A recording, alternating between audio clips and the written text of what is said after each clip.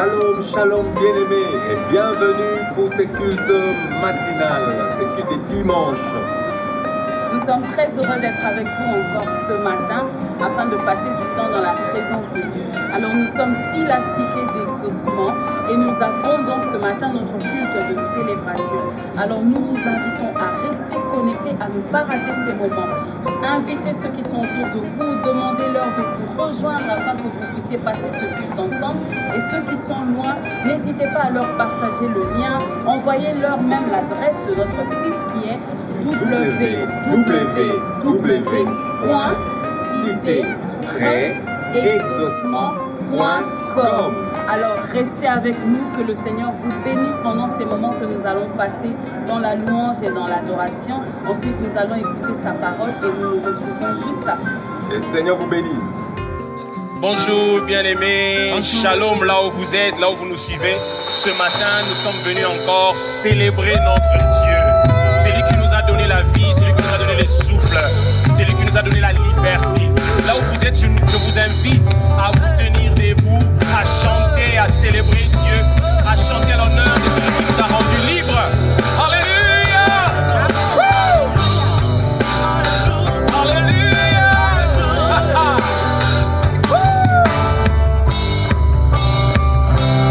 Kolozinginga na melodi loyembo eto ndinga motema pona kangwami na bohumbu kobanga nyonso eke nazali susu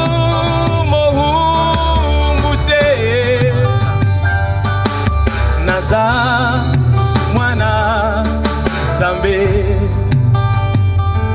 naza lisusu mohumbu te naza mwana Zambe. Est-ce que vous pouvez danser, chanter de joie à l'honneur de ces dieux?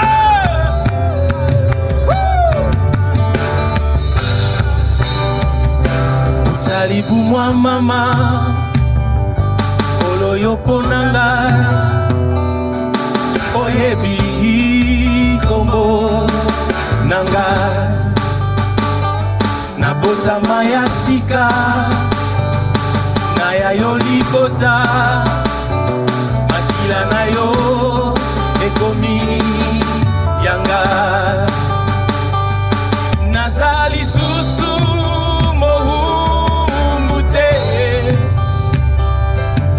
naza mwana Zambe naza lisusu mohumbu te naza mwana Zambe.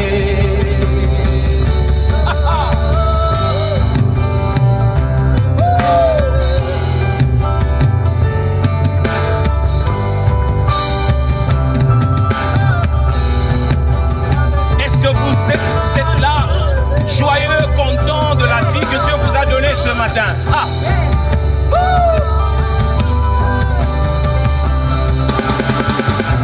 Ngayoyo nami bozi na maboko ya botata ngayoyo nami bwaki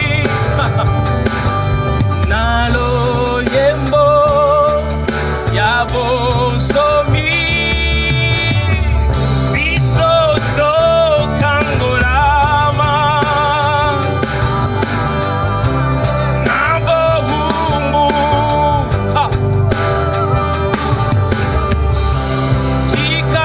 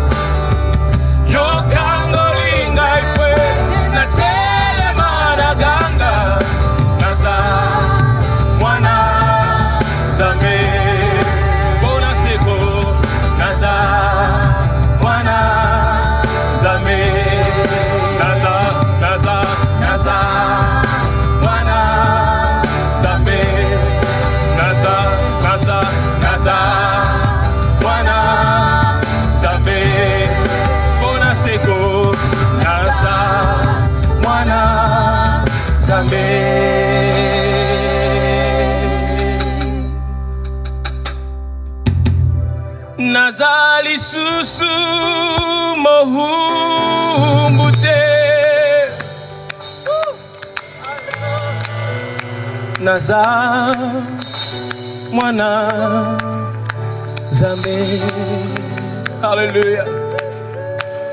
Naza lisusu mohumbute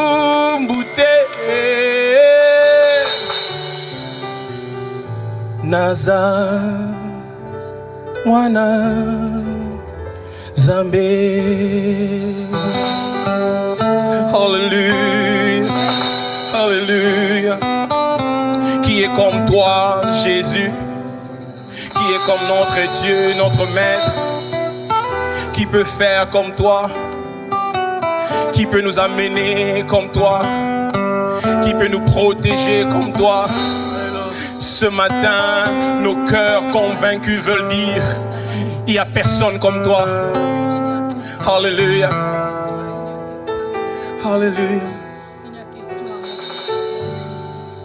Nanyangonde mokokisi ba projet nyonso mitema ya bato yaya kakayo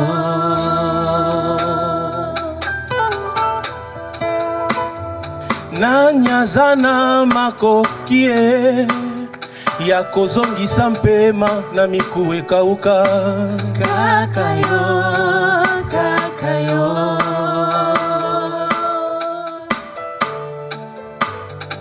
Nanyangwaza na nguyo ekoka Pwabuka prison na louange a pamba Kakayo, kakayo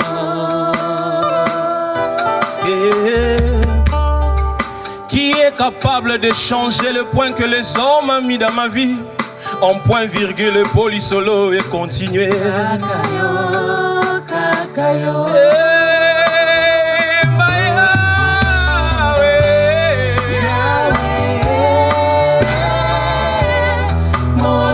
Sois alité, kakayo, kakayo. Oh,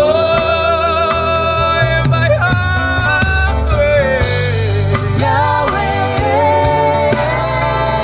Yahweh, sois alité, kakayo, kakayo. Oh,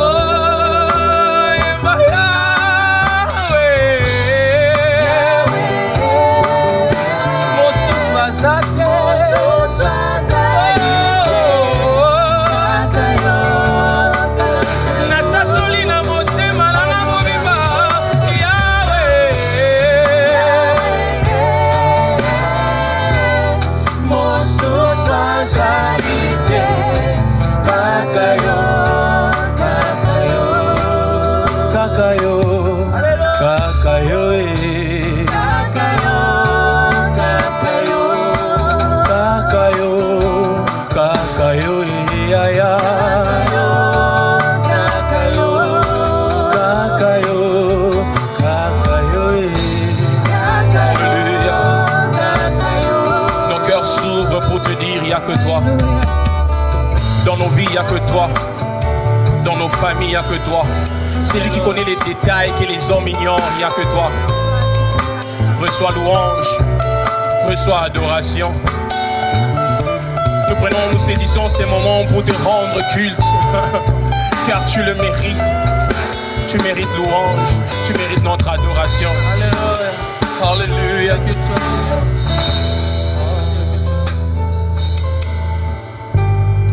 Alléluia.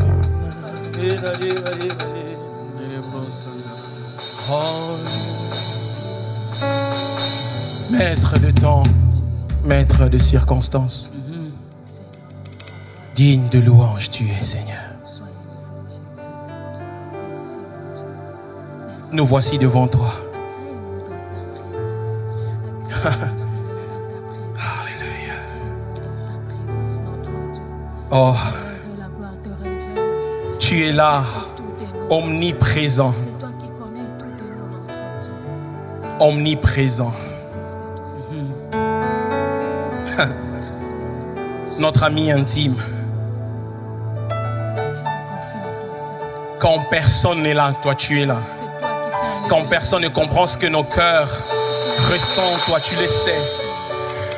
Quand ceux qui sont autour de nous ignorent notre souffrance, toi tu le vis, tu la vis avec nous. Voilà pourquoi nous te bénissons. Tu es digne d'être adoré. Tu es digne d'être adoré, Jésus.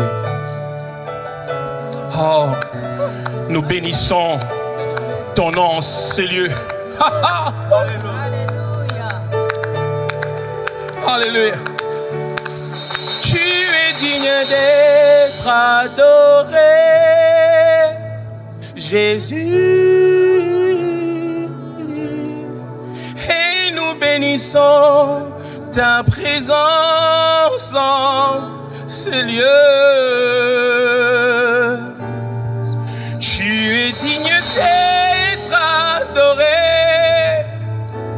Jésus. Et nous bénissons ta présence en ce lieu. Disons-le ensemble.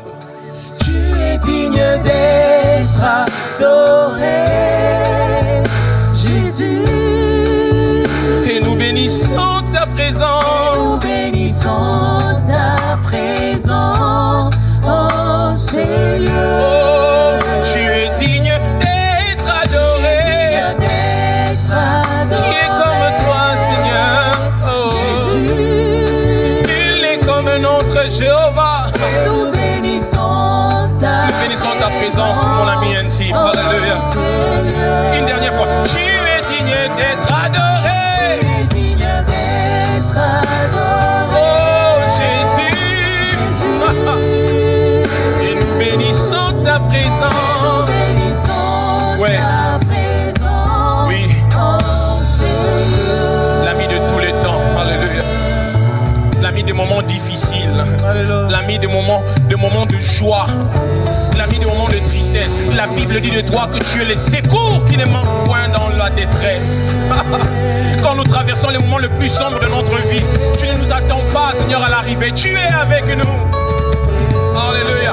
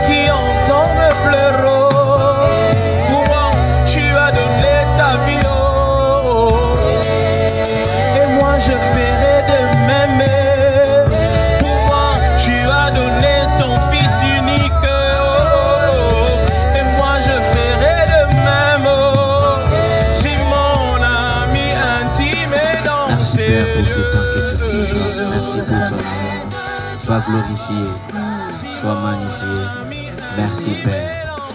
Au nom de Jésus-Christ. Amen.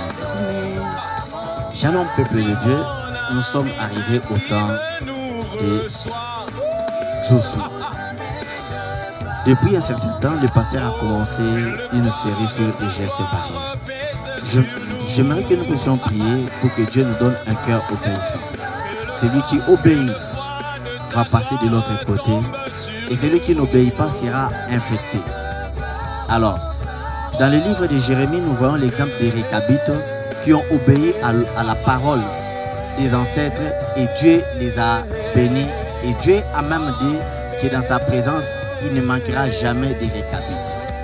Alors, ferme les yeux là où tu es, commence à prier avec moi et que Dieu te donne ce cœur obéissant. Prions. Oui, Seigneur Dieu de gloire, nous te disons merci pour ton amour. Donne-nous ce cœur. Seigneur, nous savons que tu es le Dieu qui exauce, Père éternel. Donne-moi ce Venons cœur encore obéissant. devant toi, ô Dieu de gloire, Oh, j'ai besoin de toi, Seigneur, Seigneur. de nous C'est dans ta donner un présence que nous cœur nous sentons bien. obéissant. Oh, nous avons Un besoin cœur de qui toi. obéit, Fais-nous Seigneur, faveur, de toi. Seigneur. Nous voulons obéir à ta parole. Nous voulons apprendre à garder Nous ta voulons parole obéir à dans nos ta cœurs. parole, ô Dieu de gloire. Obéir, Car Père. ta parole nous dit, Oh, Seigneur, Seigneur, que tu s'il n'agrées te pas plaît. les sacrifices, Seigneur, mais tu agrées agrées l'obéissance. l'obéissance. S'il Nous te voulons plaît, Père. rester Nous obéissants, voulons rester à Seigneur, tes ô pieds. Dieu de gloire, à ta Garde parole. ta parole. Seigneur, ô Dieu, Comme il est écrit. aide-nous, Père éternel.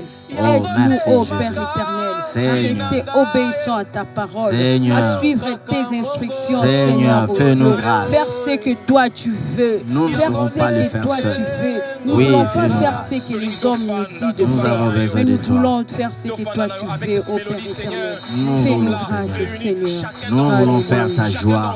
Nous voulons faire ta joie, Seigneur, joie, mon Dieu, Seigneur. en obéissant ta parole. Car, Seigneur, il est écrit. Seigneur, nous voulons garder ta parole pour faire ta fierté. Père, merci. Merci de nous aider, Seigneur. Que chaque jour, cette parole soit inscrite dans nos cœurs pour que nous puissions, Seigneur, faire ta joie. Comme il est écrit dans ta parole, un fils sage fait la joie de son père. Seigneur, c'est par l'obéissance qu'il fait la joie. Oui, nous voulons faire ta joie en obéissant. Merci, Père, pour ton amour et pour ce que tu fais pour nous. Merci, Papa. Merci Jésus. Merci Jésus de nous donner ce cœur obéissant. Seigneur, nous te disons merci au Dieu de gloire. Et nous avons une ferme conviction que tu nous as écoutés et que tu nous as exaucés, Père éternel. Oh, merci, nous te Père. disons merci pour Merci, ton amour. Nous te disons merci parce que tu es le Dieu fidèle. Merci, nous te Seigneur. disons merci, ô Père éternel, de ce que tu Que tu donnes vas à mon donner frère, ce cœur. de ce que tu donnes à ma soeur, Tu vas ce le cœur faire, obéissant. Obéir Merci. à ta parole. Merci Obéis jusqu'à la Jésus. mort. Merci Seigneur. Que ton nom soit loué.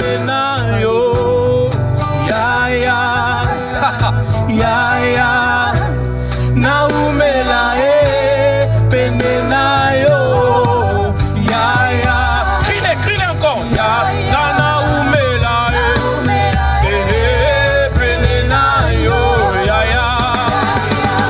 ya, Naoumela, oh, ya,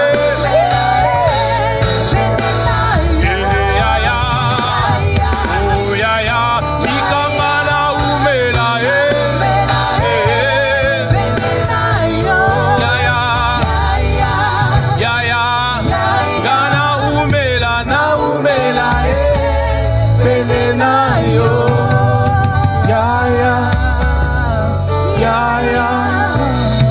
Alléluia.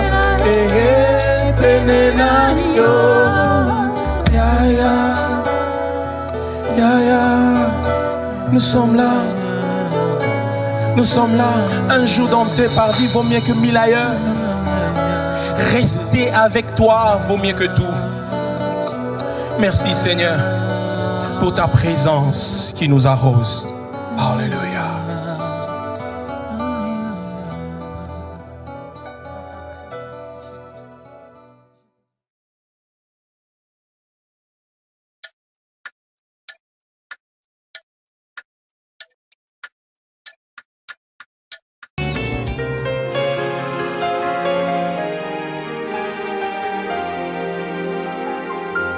Shalom peuple de Dieu, nous sommes arrivés au temps des annonces. L'Église avait commencé une campagne sociale qui a déjà pris fin. Mais si vous avez quelque chose à donner, prière de passer au bureau de l'Église. En même temps, il va garder chaleur avec vous, pour lequel un des pasteurs de Fila va vous appeler. Prière de décrocher votre téléphone et vous ne serez pas dessus. Et pour ceux qui ont besoin de la prière, il y a un numéro qui s'affiche au bas de votre écran. N'hésitez pas à appeler à ce numéro. Il y a des frères qui sont disponibles pour vous accompagner dans la prière. En ce qui concerne la croissance de l'Église, l'Église a mis à notre disponibilité un programme comme Métamorpho, École d'Apollos et puis Cultiver la vie de Christ. N'hésitez pas d'aller contacter notre site web www.cité-exaucement.com. Que Dieu vous bénisse. Maintenant, c'est le moment de la parole.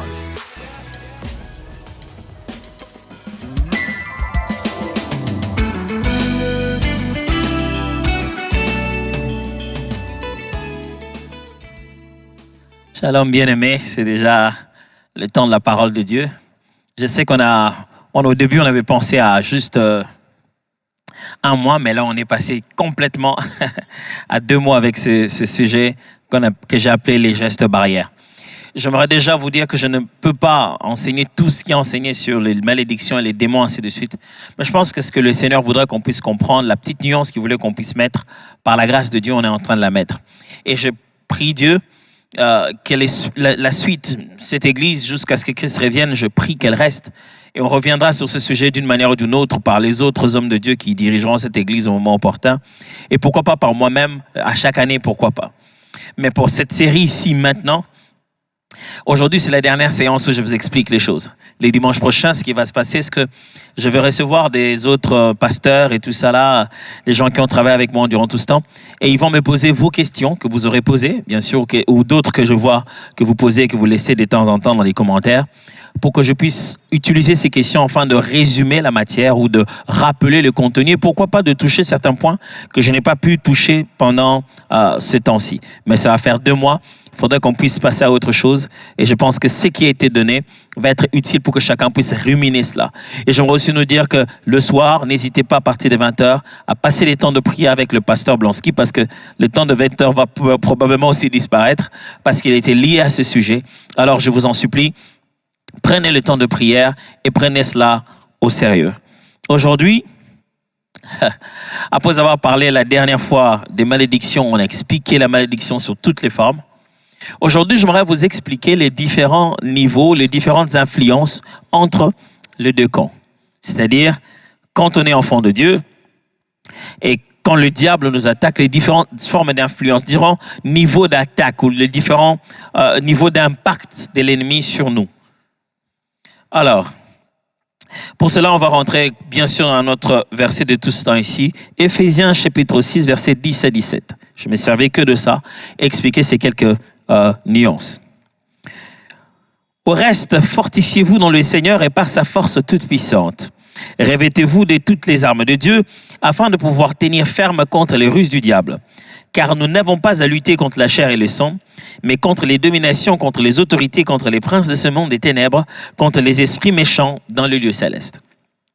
C'est là que nous sommes en train d'enseigner ces derniers temps. C'est pourquoi prenez toutes les armes de Dieu afin de pouvoir résister dans les mauvais jours et tenir ferme après avoir tout surmonté. Alors, Paul est en train d'établir une vérité ici dans ce texte et dans plusieurs autres des évangiles, j'allais dire des épîtres. Il nous montre que nous avons à combattre. Mais il nous montre que nous n'avons pas à combattre contre un certain genre. Je vais dire, il n'est pas en train d'ignorer le combat ici. Paul est en train de reconnaître le combat, mais il est en train de focaliser ou de préciser l'adversaire ou les adversaires, si je dois appeler ça comme ça. Il dit, nous avons à combattre, mais pas contre la chair et le sang, mais contre les principautés. J'ai passé des dimanches à expliquer toutes ces choses-là. Et si Paul sous-entend ici qu'il y a combat, dans la Bible, c'est plus ou moins vu de plusieurs manières, qu'il y a combat, donc il y a degré d'influence. Jésus, par exemple, quand il nous apprend à prier, dit « Mais délivre-nous du mal, car c'est à toi qu'appartient. Ne nous soumets pas à la tentation. » Une des prières dit clairement « Mais délivre-nous du malin, car c'est à toi qu'appartient le règne, la puissance et la gloire. » On voit Jésus en train d'être tenté par le diable.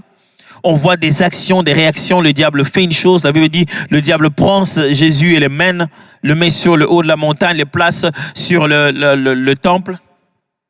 On voit Jésus en train de parler à Pierre. Il dit, Pierre, Satan t'a réclamé pour te cribler comme un froment, mais j'ai prié pour toi. La Bible montre que nous avons un adversaire qui a tout un camp et qui peut nous atteindre. Frères et sœurs, il est très mauvais de croire que puisque vous êtes devenus enfants de Dieu, vous êtes entrés dans une réalité où vous devenez, je ne sais pas comment dire ça, mais vous devenez invincible. Non.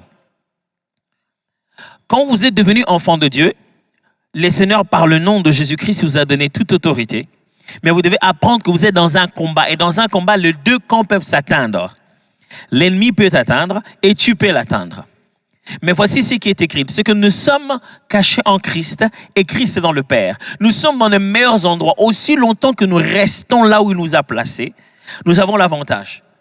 Mais quand nous commençons par nos gestes, par nos faits, par notre façon d'être, de sortir de cette haute retraite, alors nous devenons exposés au diable. Mais pas seulement cela. Quelquefois aussi, permettez-moi les termes, Dieu fait sous-traiter certaines choses chez le diable. Allez, je me suis permis les termes en fait. Ce que je veux dire par là, c'est que quelquefois, Dieu permet à l'ennemi de faire un travail sur toi, qui en réalité, la finalité serait pour sa gloire. Il s'est dit, Satan, par le souci de tellement le détruire, il va tellement l'agiter que ça va le réveiller et du coup, il va devenir un peu plus fort. Ça existe aussi. Alors, entre nous, enfants de Dieu, et les mondes des ténèbres, entre nous, chrétiens, ou entre le monde, tout être humain, chrétien ou pas chrétien, et les contacts avec les spirituels, qu'est-ce qui existe? Alors, c'est quand même une chose que j'aimerais que vous puissiez commencer par apprendre, c'est très important. Dans le judaïsme, vous retrouvez cette pensée-là aussi dans la Bible, et Paul est en train d'en parler. Dans le judaïsme, on a toujours cru qu'il existe 3 cieux. Vous vous souvenez quand Paul est en train de dire « Je connais quelqu'un qui est allé jusqu'au 3e ciel, à qui a été dit des choses qui n'étaient pas permis de répéter. » On considère qu'il existe 3 cieux, c'est-à-dire qu'il existe le ciel des hommes, là où les esprits humains sont en train de fonctionner, le ciel des hommes, ce ciel ici, ou le ciel des hommes, là où ils sont. Il existe le ciel angélique, donc là où les anges sont. Et il existe ce qu'on appelle la demeure de Dieu, là où Dieu existe au 3e ciel. Mais quand on parle de ces ciels-là, vous ne devez pas les voir comme de niveaux supérieurs, mais vous devez les voir comme des espaces spirituels. Okay? C'est-à-dire que le ciel est ici, même si c'est le ciel, ce n'est pas en sortant et en voyant l'atmosphère que vous allez monter jusque là où se trouve Dieu, mais un espace spirituel qui peut partager exactement ce même monde, mais qui sont en 3 activités différentes simultanément. Donc, au moment où nous parlons, au moment où nous sommes, Dieu, les anges, quand Dieu envoie un ange pour se travailler, il est là, même espace que moi, mais nous n'occupons pas la même réalité spirituelle. Alors, quand la Bible parle, il existe donc des moyens pour les êtres spirituels de pouvoir affecter les êtres physiques. Dieu nous touche, les anges nous touchent, les démons peuvent nous toucher. Ils peuvent d'une certaine manière affecter nos vies. Je vous prépare à toutes ces choses parce que c'est très important ce que je vais expliquer tout à l'heure. Vous devez savoir aussi que quand un esprit mauvais est en activité, il peut être en activité dans une vie. Et quand on dit une vie, s'il vous plaît, ne regardez pas cela comme quelque chose de physique. Là, on est en train de parler d'une matière spirituelle. C'est pourquoi quand on dit aux gens que un démon est dans sa vie, ils pensent qu'un démon est dans son corps. Non. Quand on dit à quelqu'un qu'un esprit mauvais est en train d'entrer son esprit, il pense que ce démon-là est dans ce corps physique, il est là en ce moment bien passé. Du coup, quand on lui dit que non, il est en train de déranger sa pensée, il s'est dit non, moi je suis un enfant de Dieu à l'intérieur là-bas dans ma pensée. Ça ne se passe pas comme ça spirituellement. La réalité spirituelle n'est pas comme ça. En réalité, ce qui se passe, c'est que ce que tu es en tant que personne, ta vie est avec toi. C'est-à-dire que quand tu te réveilles le matin, ta destinée, tout ce que tu dois devenir est avec toi. Et ça peut être perceptible spirituellement.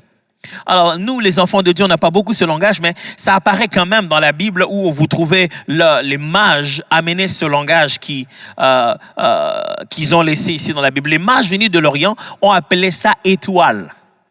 Quand ils sont arrivés, ils ont dit « Où est le roi de Juifs? Parce que nous avons vu son étoile. » Ils ont dit « Nous avons vu qu'il y a une destinée particulière, quelqu'un d'assez différent de tout le monde, qui est en train de briller de là où nous sommes.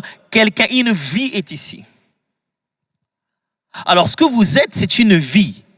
Et les esprits mauvais veulent accéder à cette vie-là. C'est cette vie-là qui est bénie ou cette vie-là qui est maudite. Pas d'abord le corps. Ce corps ici fait partie de cette vie-là que la Bible appelle ici ta destinée, ton dessein. Tu sers au dessein de Dieu dans ton temps. Tu sers à ta destinée, à l'accomplissement de ta destinée.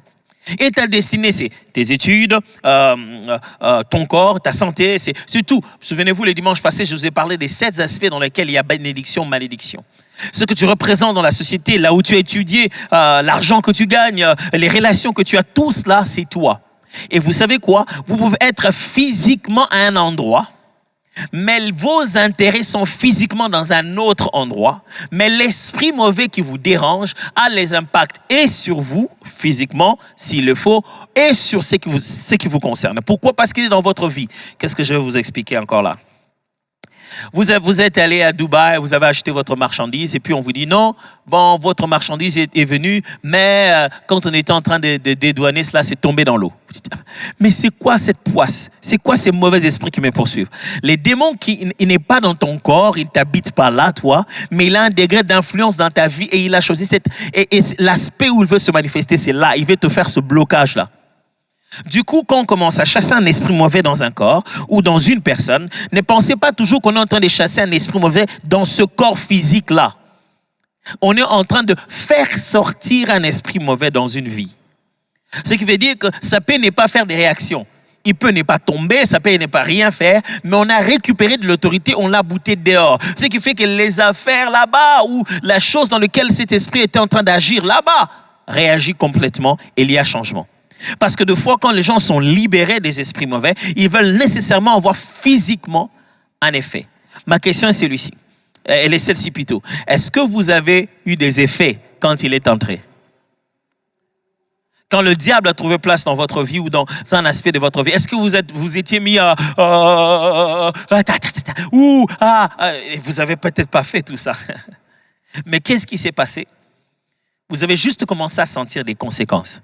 Et quand il y a liberté spirituelle, vous sentirez aussi les conséquences.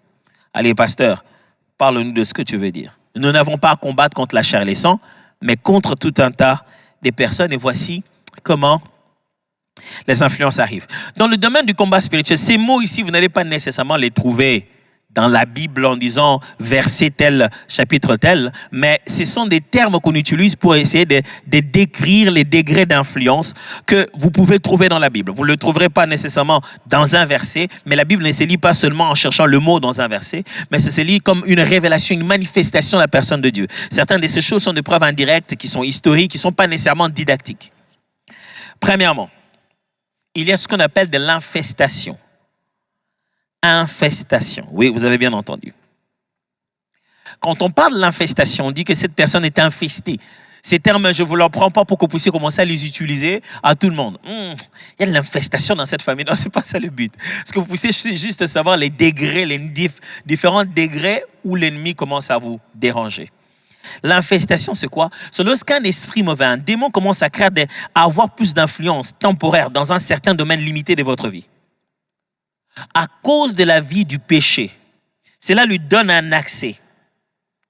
Et cet aspect de toi qui n'est pas soumis à la parole de Dieu, cet esprit mauvais commence à influencer ce domaine-là.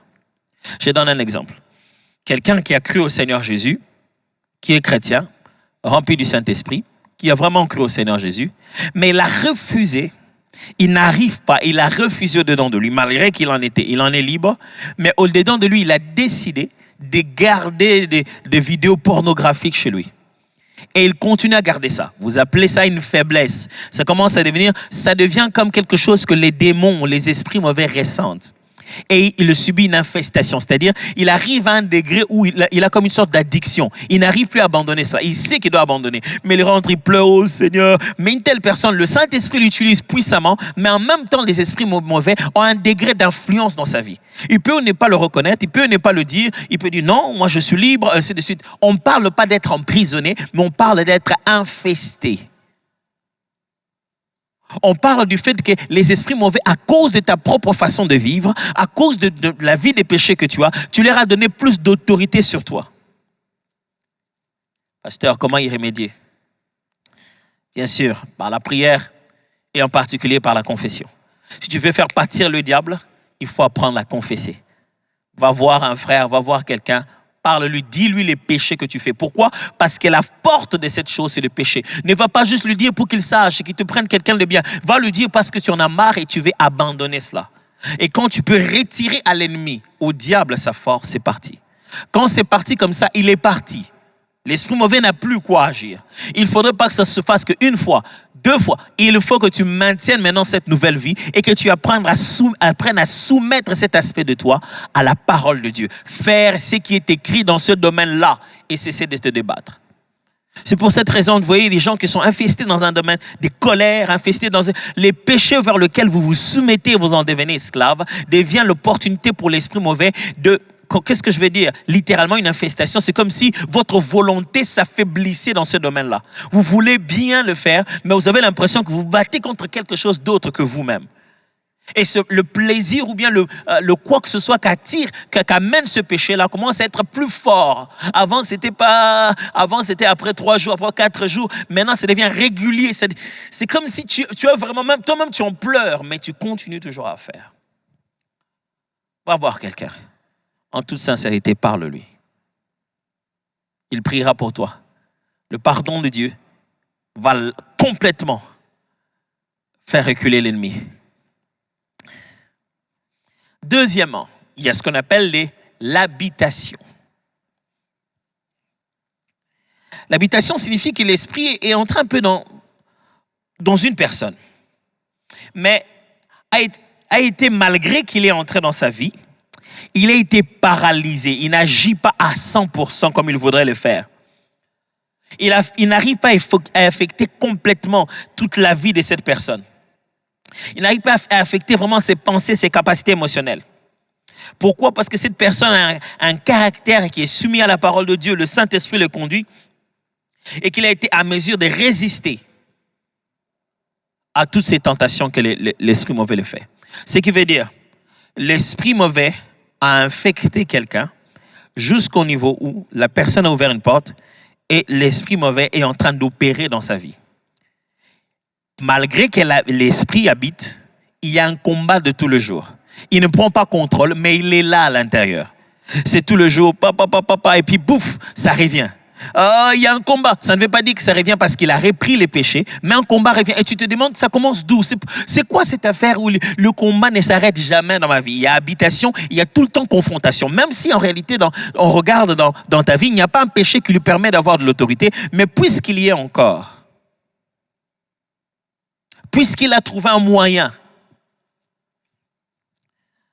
J'aurais bien voulu aller en profondeur dans l'explication de ça. Mais dimanche prochain, comme je dis, je suis en train de répondre aux questions et réponses. Répondre aux questions, justement. Autre chose, il y a ce qu'on appelle de l'oppression. De l'oppression spirituelle. Chrétien ou pas chrétien, l'esprit mauvais n'a pas pris ta vie, il n'a pas pris le contrôle. De l'extérieur. Souvenez-vous que le combat spirituel se passe dans la pensée. C'est ça le grand terrain. C'est en esprit, mais on ressent cela dans la pensée, des idées qui traversent comme ça. Il te fait une oppression qui va au niveau de ton état psychologique, de ton état émotionnel, une oppression. Il y a des gens qui se réveillent un matin, tu te sens seulement en colère, tout t'énerve, ainsi de suite. Les démons ne te dirigent pas de l'intérieur, mais ils font un tas de scénarios. Ils te provoquent, voilà, je veux dire ça. Ils te provoquent au point que tu dis, c'est quoi ça? Moi, ça me rappelle un peu, quand je suis en train de causer, de faire autre chose, un de mes enfants vient, il appelle mon nom et il me touche ici à l'épaule. Les parents savent bien ça. Il te touche à l'épaule ou il te touche à la jambe, tu étais en train de parler et il cite ton nom de façon continue. Daddy, daddy, daddy. Tu essaies d'ignorer daddy, daddy, daddy, je peux te... Jusque c'est quoi? tu sais qu'à un moment donné, tu sais qu'il y a quelque chose qui me dérange là-bas. Et c'est ça la forme d'oppression. Le diable fait des choses autour de toi, de sorte que ça te sorte de tes états-là. Tu peux sentir de l'oppression même physiquement. Tu as l'impression que tu es malade, tu n'es pas malade, c'est quoi? Qu'est-ce que j'ai? Il y a de l'oppression en fait. L'ennemi vient si proche qu'il commence à rogner, à gronder autour de toi et tu sens de l'oppression, tu sens de la menace. Tu dors, mais tu as des rêves bizarres, tu dors, mais tu as l'impression que quelqu'un est dans la chambre. Il ne sait rien te faire, mais il te fait de l'intimidation. Il te cause un processus par lequel toi-même tu finiras par ouvrir une porte, soit par la peur, soit en faisant la chose, en réagissant par rapport à la pression. C'est pourquoi, mes frères et sœurs, dans la vie, ne soyez pas réactifs. Soyez actifs. N'attendez pas que ça s'efface pour que vous puissiez faire, précéder les choses. C'est ce que Jésus nous enseigne. Il dit, quand on vous gifle dans une joue, donnez une autre. Il dit, quand on vous fait une chose, ne réagissez pas. Initiez une nouvelle action. Une nouvelle action qui montre l'identité de qui vous êtes. Et vous savez, des fois, les gens sont remplis de distractions. Le diable l'opprime, et puis il se réveille. Hé, au nom de Jésus, au nom de Jésus. Des fois, ce n'est pas ça. Vraiment, je ne me sens pas bien. Je suis très colérique. Ça doit être une oppression. Les pasteurs disent, au nom de Jésus, non. C'est même pas, peut-être pas ça ce qu'il faut faire. C'est peut-être aller juste prendre un cantique de louange, d'adoration, et tu mets chez toi. Et tu commences à chanter ça. Oh Manae. Tu chantes. Et ça, l'ennemi s'en va loin de toi. Ça, c'est ce qu'on appelle de l'oppression. Il y a des familles qui sont opprimées. Vous savez, c'est parmi les spécialités de la sorcellerie. Les sorciers arrivent, ils habitent dans une maison, ils commencent à vous opprimer. Vous commencez juste à avoir l'impression que vous ne vous parlez plus, les relations sont devenues tendues, ça ne fait plus beau à vivre dans cette maison. Tout ce qu'il veut, s'il veut vous séparer, il veut que vous puissiez haïr la maison. Il veut vous séparer en couple, vous commencez à être tendu. Quand vous voyez votre épouse ou votre époux, vous n'êtes plus comme vous étiez avant. Un élément étranger est arrivé et mène une oppression. Autre chose, après l'oppression, il y a ce qu'on appelle de l'obsession. Quand quelqu'un est obsédé, ça veut dire que un esprit impur s'est installé en toute sécurité dans une zone de son caractère. Et chaque fois que cette personne pense ou ressent des choses qui sont dans ce domaine-là, l'esprit le pousse de mauvaises choses. L'esprit qui gouverne à cet endroit-là le gère. Quand quelqu'un est en obsession, imaginez que dès qu'il pense alcool, l'esprit, puisque cet esprit mauvais habite dans ce domaine-là de sa vie, vous n'allez pas l'arrêter.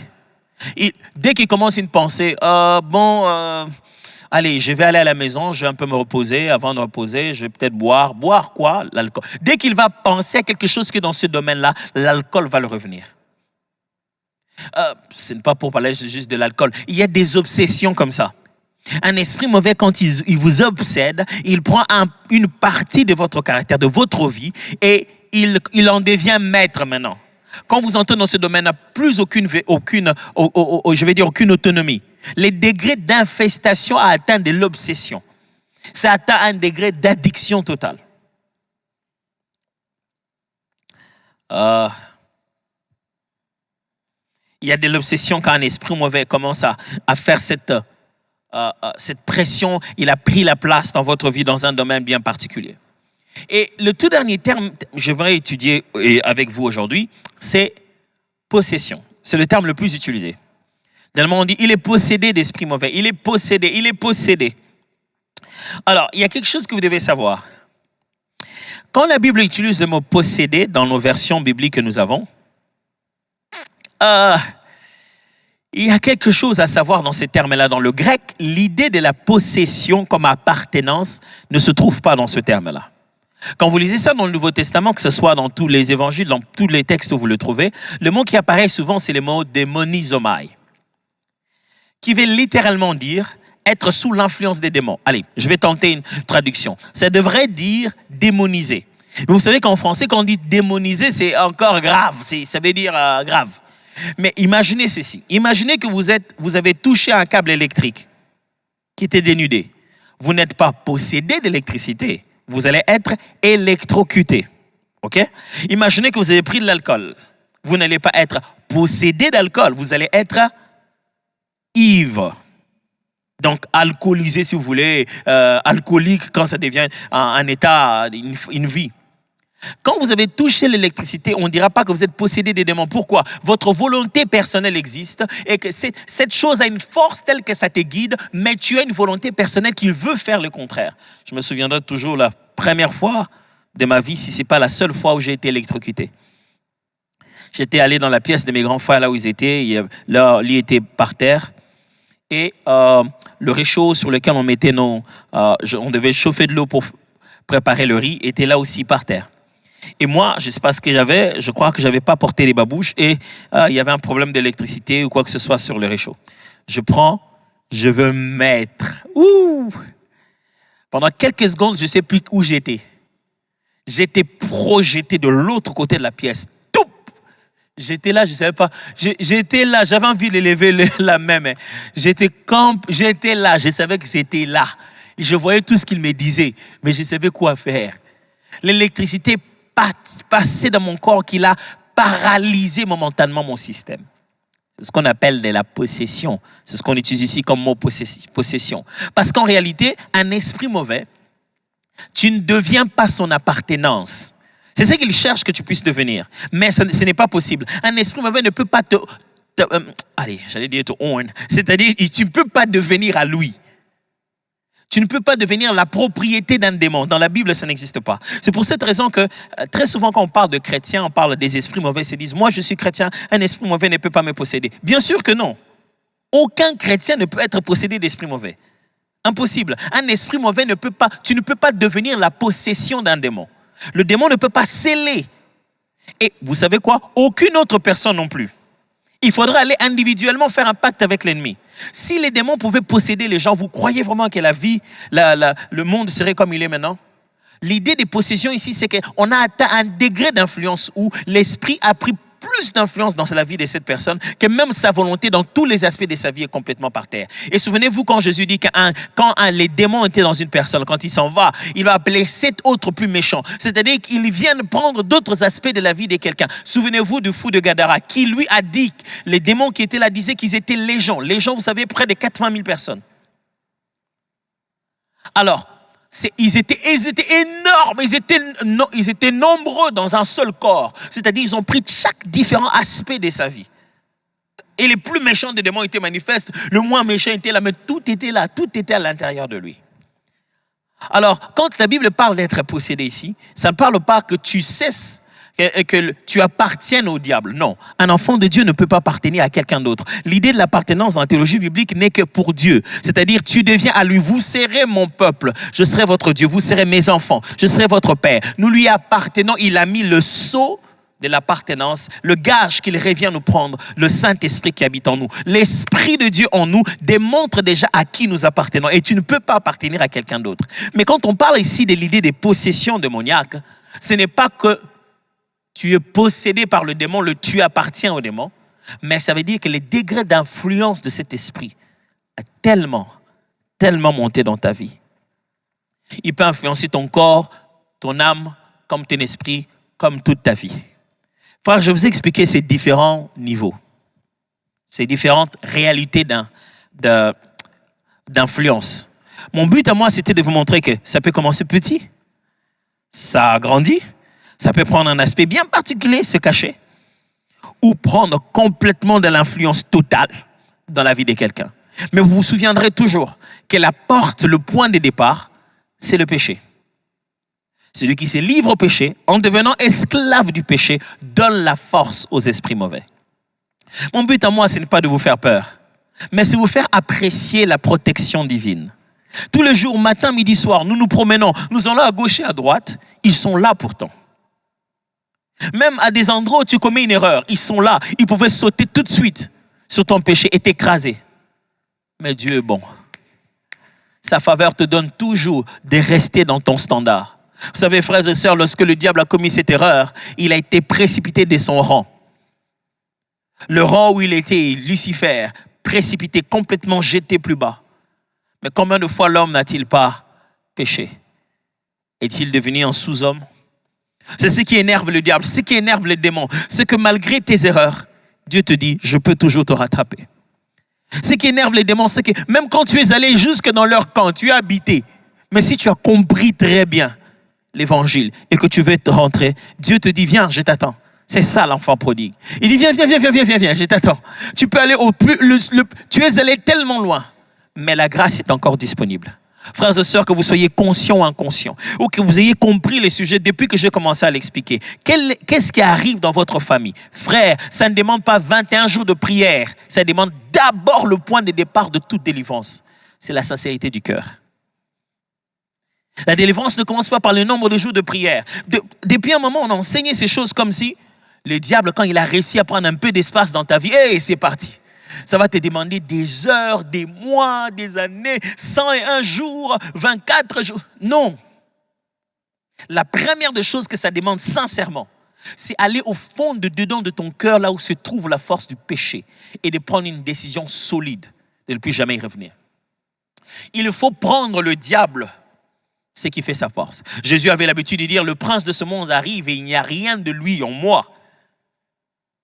La délivrance sincère, la délivrance véritable commence quand tu vas dans la sincérité de ton cœur à avouer ta faute. Et que tu as compris la nature et la puissance du Fils de Dieu en qui tu veux faire confiance. Tu sais en qui tu as cru. Et là, la délivrance arrive. Frère, les délivrances se passent à n'importe quel moment. Ça ne demande pas nécessairement une longue séance. Et ça ne demande pas nécessairement qu'on fasse ça sur vous. Non, il faut qu'on me délivre. Non, celui qui délivre, c'est Christ Jésus. Nous proclamons sa délivrance sur vous. Alors, si vous rapprochez de lui directement, c'est plus facile. Regardez, aujourd'hui, on est au XXIe siècle. Il n'y a pas de prédication, il n'y a pas les cultes, les gens ne se rencontrent plus, mais on continue à utiliser les médias. Maintenant, on essaie de prêcher. Maintenant, là, vous me suivez par les médias rapidement. J'atteins même beaucoup plus de gens que les 5000 personnes qui viennent au culte. Maintenant, mes frères, Christ peut atteindre plus de délivrance par la connaissance de la parole que tu reçois que par des séries de délivrance. Imaginez-vous, par jour, si je dois faire des séries de délivrance, j'en ferai combien? Ça risquerait d'être nombreux. En réalité, c'est la connaissance de la parole de Dieu. L'Esprit de Dieu qui libère de toute chaîne habite en toi. Quand tu comprends ce qu'on vient de t'enseigner, prends cet aspect de ta vie, sincèrement humilie-toi devant le Seigneur et tu bouteras le diable dehors, automatiquement. Là où il faut confesser, confesse à Dieu, aux êtres humains, à qui il y a eu faute et prends entre les mains de ton adversaire ce qui fait sa force. Tu sais, quand vous confessez, c'est comme si vous récupérez la télécommande entre les mains du diable. Tu sais, quand tu es sincère dans ta repentance, tu récupères la télécommande entre les mains du diable. Tu la prends complètement. Parce que tu as su t'humilier. Ce n'est pas moi qui invente ça. Pierre parle de ça dans la Bible. Soumettez-vous sous sa main puissante. Et résistez au diable, il fera loin de vous. L'idée est de cause à effet. Il dit, puisque vous vous soumettez sous sa main puissante, alors quand vous résistez au diable, il fera loin de vous. Frères et sœurs, j'espère que les dimanches prochains, vous serez là à suivre et le résumé, ainsi que toutes les réponses que je vais donner. N'hésitez pas d'aller sur notre site internet et commencer déjà à poser des questions. Il y a plein de choses que peut-être que je n'ai pas dit. Mais la meilleure façon de pouvoir conclure ce sujet, j'ai pensé, que ce serait de recevoir des questions parce qu'il y a tellement de nuances, et tellement... moi, je n'ai pas bien compris là, pourquoi il a dit que Dieu maudit, est-ce que Dieu... Il y a tellement de choses qui sont tellement peut-être nouvelles pour certaines personnes, je dis bien peut-être. Et que ça choque peut-être l'ancienne logique. Et je serai très heureux de répondre. Parce que dans cette église, vous savez, nous voulons exposer chaque personne à la parole de Dieu à l'œuvre de son esprit, afin que la vie de Christ se manifeste personnellement en elle et socialement à travers elle. C'est ça ce que nous appelons exposer pour manifester. Dieu vous bénisse et suivant le reste que ces couples vont nous donner. Moi aussi, j'aime beaucoup ces temps qu'on passe avec ces couples. À vous l'antenne, allez-y.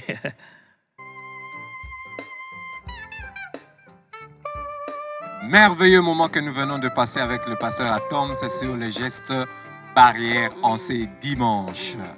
Que le Seigneur vous bénisse, pasteur, que le Seigneur vous oigne encore et qu'il vous donne chaque fois de quoi encore bénir son peuple. Nous vous disons merci. Et toujours dans cette lancée des gestes barrières, nous vous invitons à ce moment de prière que nous aurons ce soir à 20h30 avec le pasteur Blonski Mbala. Lorsque nous recevons la parole de Dieu, après nous devons passer un moment dans la prière par rapport à ce que nous avons reçu. Le culte continue et nous continuons notre culte au moment des offrandes. Nous passons maintenant au moment des offrandes. Le moment des offrandes, le moment de bénédiction, le moment où nous donnons à Dieu. Il y a le numéro M-Pesa qui s'affiche au bas de votre écran et nous vous invitons à apporter vos dîmes, apporter vos offrandes et vos actions de grâce pour le Seigneur. Et voilà. Bienvenue à vous qui êtes venus pour la toute première fois. Nous vous souhaitons la bienvenue. C'est vraiment une joie pour nous de vous avoir ce matin parmi nous. Sentez-vous à l'aise. Nous sommes une famille à Philacité d'Exaucement. Sentez-vous à l'aise au milieu de nous. Et ce que nous allons vous demander de faire, c'est d'aller sur notre site www.cité-exaucement.com et vous allez voir comment vous enregistrer sur notre site. Comme ça, nous pourrons rester en contact et maintenir cette chaleur de famille. En maintenant cette chaleur de famille, nous devons vous rappeler les programmes de la semaine, qui est chaque mercredi à partir de 17h, nous avons notre enseignement pour grandir. Nous devons grandir. Pour grandir, nous devons être enseignés. Nous devons suivre les enseignements. Et le jeudi, qu'est-ce qui se passe? Après mercredi Malakissi, le jeudi, nous avons jeudi Etoko, un moment d'intercession, un moment où nous restons prosternés devant le Seigneur, où nous l'invoquons, où nous implorons son intervention le jeudi. Et ensuite, nous terminons la semaine avec le dimanche à 8h. Nous avons notre culte de célébration, des merveilleux cultes comme celui que vous venez de passer maintenant. Que Dieu vous bénisse. Que Dieu vous bénisse et bon dimanche. Bon dimanche.